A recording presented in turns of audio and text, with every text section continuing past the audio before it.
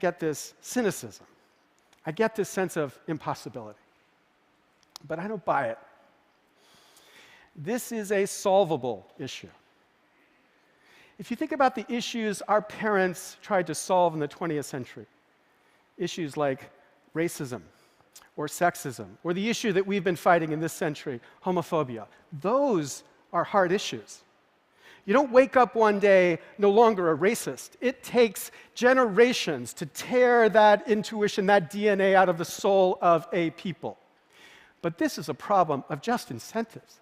Just incentives. Change the incentives and the behavior changes. And the states that have adopted small dollar funded systems have seen overnight a change in the practice. When Connecticut adopted this system, in the very first year, 78% of the elected representatives gave up large contributions and took small contributions only. It's solvable. Not by being a Democrat, not by being a Republican. It's solvable by being citizens, by being Tedizens. Because if you want to kickstart reform, look, I could kickstart reform at half the price of fixing energy policy. I could give you back a republic. Okay, but even if you're not yet with me, even if you believe this is impossible, what the 5 years since I spoke at TED has taught me as I've spoken about this issue again and again is even if you think it's impossible, that is irrelevant. Irrelevant.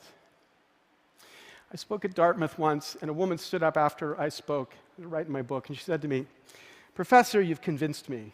This is hopeless. Hopeless. There's nothing we can do."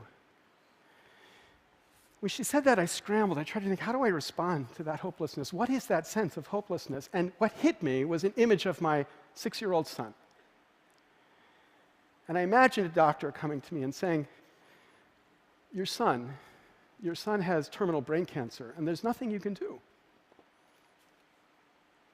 Nothing you can do. So, would I do nothing? I just sit there, accept that? Okay, nothing I can do. I'm going off to build Google Glass. Of course not. I would do everything I could, and I would do everything I could because this is what love means, that the odds are irrelevant, and that you do whatever the hell you can, the odds be damned. And then I saw the obvious link, because even we liberals love this country.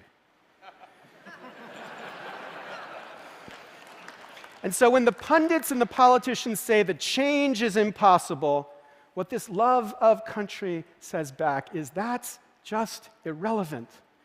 We lose something dear, something everyone in this room loves and cherishes if we lose this republic. And so we act with everything we can to prove these pundits wrong. So here's my question. Do you have that love? Do you have that love? Because if you do, then what the hell are you? What the hell are we doing? When Ben Franklin was carried from the Constitutional Convention in September of 1787, he was stopped in the street by a woman who said, "Mr. Franklin, what have you wrought?" Franklin said, "A republic, madam, if you can keep it. A republic, a representative democracy, a government dependent upon the people alone." We have lost that republic. All of us have to act to get it back. Thank you very much.